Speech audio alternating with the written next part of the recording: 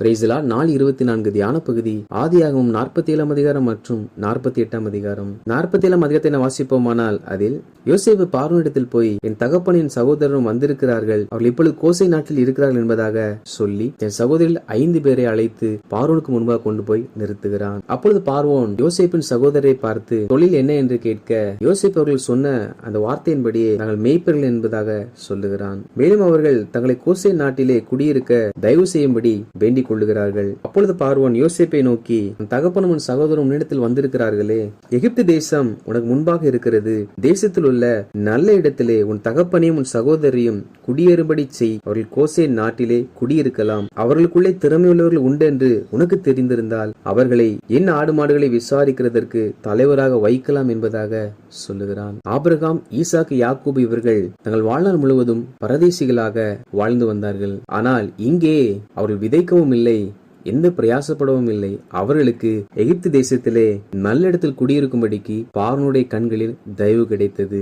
அதிலும் பார்வோன் தன்னுடைய வீட்டில் வேலை செய்யும்படிக்காக உன் சகோதரில் திறமையுள்ளவர்கள் இருந்தால் அவர்களை அதிலே தலைவராக ஏற்படுத்து என்பதாக சொல்லுகிறார். நம் கர்த்தருடைய வார்த்தையின்படியே செயல்படும் பொழுது கர்த்தர் நமக்கு அநேக மனிதர்களுடைய கண்களில் தயவு கிடைக்கும்படி செய்வார். பின்பு யோசேப்பு யாக்கோபை அழைத்து வந்த பொழுது யாக்கோபு பார்வோனை ஆசீர்வதித்து அவர் சமூகத்தில் நின்று விலகி போனான். பார்வோனோ ஒரு தேசத்தின் ராஜா, ஆனால் யாக்கோபோ ஒரு பெரிய ராஜா அல்ல, 70 நபர்களை கொண்ட ஒரு குடும்பத்தினுடைய தலைவர்.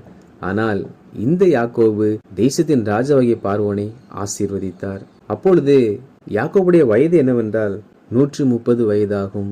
அப்பொழுது யோசேப்பு பார்வோன் சொன்னபடியே எகிப்து தேசத்தில் நல்ல தேசமாகிய ராமசேஸ் என்னும் நாட்டை தன் தகப்பனுக்கும் தன் சகோதரருக்கும் சுதந்திரமாய் கொடுத்து அங்கே அவர்களை குடியேற்றினான். தேசத்தில் உள்ள நிலம் அல்ல, தேசத்திலே நல்ல நிலம் இவர்களுக்கு கொடுக்கப்பட்டது. மேலும் யோசேப்பு தன் தகப்பனையும் தகப்பன் குடும்பத்தாரையும் ஆகாரம் கொடுத்து ஆதரித்து வந்தான். பஞ்சம் வர வர அதிகரித்த பொழுது ஜனங்கள் யோசேப்பிடத்தில் வந்து எங்கள் கரத்தில் இருக்கிற பணங்கள் எல்லாம் செலவழிந்து விட்டது, எனவே தானியத்திற்காக நாங்கள் என்ன செய்வது என்பதாக கேட்கிறார்கள். அப்பொழுது யோசேப்பு அவர்களை நோக்கி உங்களுடைய ஆடு மாடுகளை நீங்கள் கொடுத்து தானியத்தை வாங்கிக் கொள்ளலாம் என்பதாக சொல்லுகிறார். வறுமையின் காரணமாக ஜனங்கள் தங்கள் ஆடு மாடுகள் எல்லாவற்றையும் யோசேப்பின் கைவசம் கொடுத்து தானியங்களை வாங்கி கொண்டார்கள்.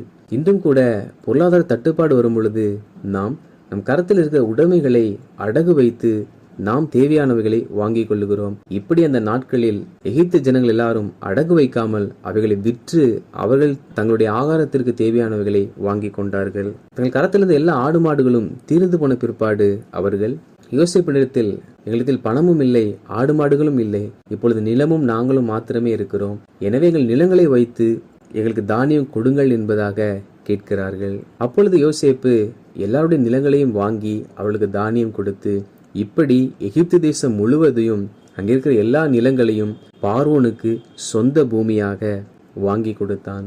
ஞானமுள்ள தலைவர்கள் தேசத்தை ஆளுகை செய்யும் பொழுது தேசத்தினுடைய எல்லா பகுதிகளும் அந்த தேசத்திற்கு சுதந்திரமாய் அவர்கள் மாற்றி தருவார்கள்.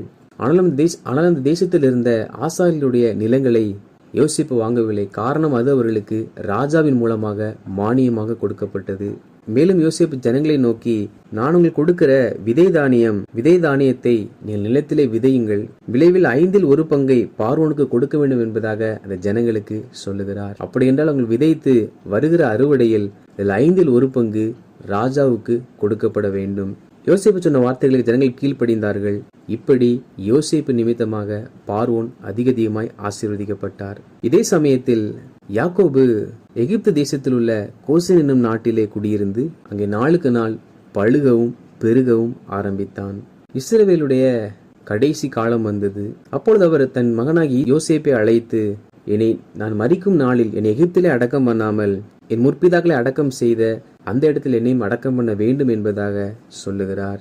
யோசேப்பும் இந்த வார்த்தைக்கு உடன்பட்டு யாக்கோபோடு கூட உடன்படிக்கை செய்கிறார். 48 அதிகாரத்தை நாம் வாசிப்போமானால் அதில் யாக்கோபுக்கு உடல்நிலை அதிகமாய் பாதிக்கப்பட்டு அவர் மரிக்கும் தருவாயில் இருக்கார் என்ற செய்தி யோசேப்புக்கு அறிவிக்கப்பட்டது. அப்பொழுது யோசேப்பு தன் தகப்பனாரை பார்க்க வருகிறார்.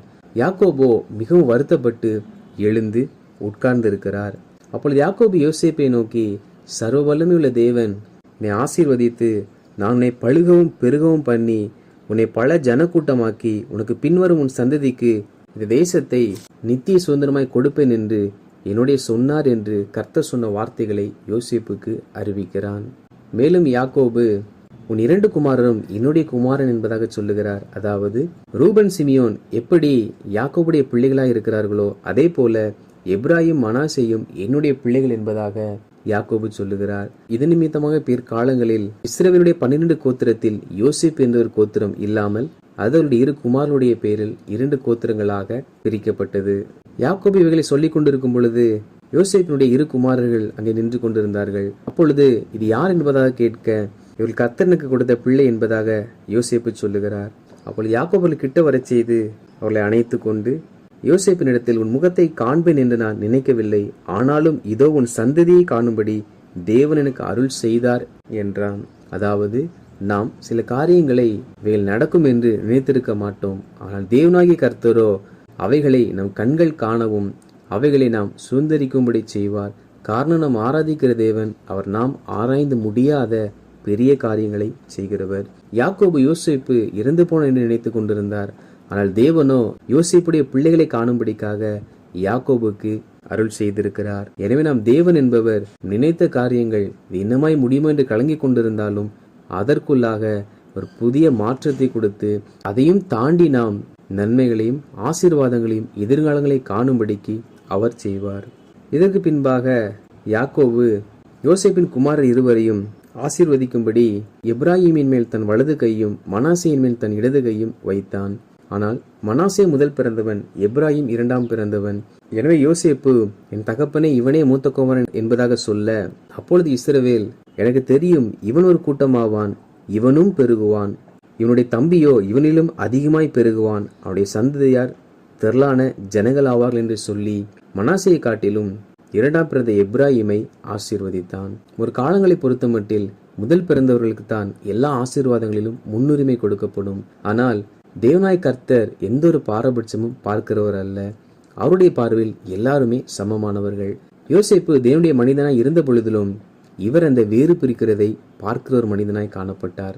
எனவே மனாசேக்கு முன்பாக மனாசேயின் தம்பியாகிய எப்ராயிம் உயர்த்தப்பட்டார். மேலும் தேவன் உன்னை எப்ராயிமை போலவும் மனாசேயை போலவும் ஆக்குவாராக என்று இஸ்ரவேல் உன்னை முன்னிட்டு வாழ்த்தல் சொல்லுவார்கள் என்று சொல்லி எப்ராயிமை மனாசேக்கு முன்னே வைத்தான். அதாவது எப்ராயிமை போல நீங்கள் வாழ்ந்திருப்பீர்கள், மனாசேயை போல நீங்கள் வாழ்ந்திருப்பீர்கள் என்று சொல்லத்தக்கதாக எப்ராயிம் மனாசேயுடைய வாழ்க்கை ஒரு ஆசீர்வாதமான வாழ்க்கையாக இருக்கும் என்பதாக யாக்கோபு ஆசீர்வதித்தார். நாம் இருக்கிற இடத்தில் வாழ்க்கை என்றால் அது இவர்களைப் போல வாழ வேண்டும் என்ற சாட்சியை உண்டாக்குகிறவர்களாக நாம் காணப்பட வேண்டும். நாம் ஆராதிக்கிற தேவன் மெய்யானவர், அவர் அப்படிப்பட்ட வாழ்க்கை நமக்கு ஏற்படுத்தி தருகிறவர். ஆனால் நாமோ அப்படிப்பட்ட வாழ்க்கைக்குள் கடந்து வராமல் நாம் அதே பிரச்சனையில் அதே போராட்டத்தில் வாழ்ந்து கொண்டிருக்கிறோம். இருக்கிற ஒரே வாழ்க்கையில் நாம் வாழ்ந்தால் இவர்களைப் போல வாழ வேண்டும் என்று பிறர் சொல்லத்தக்கதாக நம்முடைய சாட்சியின் ஜீவியம், நம்முடைய சாட்சியுள்ள வாழ்க்கை நாம் இருக்கிற இடத்தில் பகிரப்பட வேண்டும். அப்படிப்பட்ட ஒரு ஜீவியத்திற்குள்ளாக கர்த்தருடைய ஜனங்களாகிய நாம் வாழ வேண்டும் என்பது இதன் அர்த்தமாகும். இதற்கு பின்பதாக இஸ்ரவேல் யோசேப்பை நோக்கி, இதோ நான் மரணமடைய போகிறேன், தேவன் உங்களோடு இருப்பார், அவர் உங்கள் பிதாக்களின் தேசத்துக்கு உங்களை திரும்பி கொண்டு போக பண்ணுவார் என்பதாக சொல்லுகிறார். அதாவது யாக்கோபு மரிக்கப் போகிறார், ஆனால் தேவன் உங்களோடு இருப்பார் என்பதாக தன் பிள்ளைகளுக்கு சொல்லுகிறார். காலம் செல்லும் செல்ல மனிதர்கள் மரணத்தை சந்திப்பார்கள், தேவனோ நித்தியமானவர். எனவே நான் உங்களை விட்டு பிரிந்தாலும் தேவன் உங்களோடு கூட இருப்பார் என்பதாக தன் பிள்ளைகளுக்கு யாக்கோபு சொல்லுகிறதை நம்மால் இதில் பார்க்க முடியும். கர்த்தருடைய ஜனங்களாகிய நாம் ஒவ்வொரு நாளும் தேவன் நம்மோடு இருப்பார், தேவன் உங்களோடு இருப்பார் என்கிற இந்த நல்ல வார்த்தைகளை நம் பிள்ளைகளுக்கு நாம் சொல்லி வளர்க்கிறவர்களாக காணப்பட வேண்டும். அவர்கள் தேவன் ஒரு இருக்கிறார் என்றும், அவர் தகப்பனோடு வாழ்ந்தார் என்றும், அவர் நம்மோடும் இருக்கிறார் என்றும் அவர்கள் விசுவாசிக்கிறவர்களாக காணப்பட வேண்டும். அப்படி தேவன் இருக்கிறார் என்று விசுவாசிப்பார்கள் என்றால் அவளுடைய வாழ்க்கை தான் மெய்யாகவே ஆசீர்வதிக்கப்பட்ட ஒரு வாழ்க்கையாய் இருக்கும். அப்படிப்பட்ட வாழ்க்கைக்குள்ள அவர்கள் கடந்து வர பெற்றோர்கள் தான் சிறு வயதிலிருந்து தேவன் இருக்கிறார், அவர் என்னோடு இருக்கிறார், அவர் உன்னோடும் இருப்பார், அவர் நம் குடும்பத்தோடு இருக்கிறார் என்பதை சிறுபிராயம் முதல் கொண்டே அவர்களுக்கு தேவன் மேல் நம்பிக்கையும் பயபக்தியும் உண்டாகும்படிக்காக வளர்க்க வேண்டும். வாசித்த இந்த அதிகாரிகளின்படி ஆண்டவராகிய கர்த்தர் தாமே நாம் கேட்ட இந்த வார்த்தையின்படியே அவங்க மனிதர்கள் கண்களிலும் அதிகாரிகள் கண்களிலும் தயவு கிடைக்க செய்து வேதாகமத்தில் வாழ்ந்த பரிசுத்தவான்களோடு கூட இருந்தது போல நம்மோடு கூட இருந்து நம்மை ஆசீர்வதித்து பெருகச் செய்வாராக. ஆமேன்.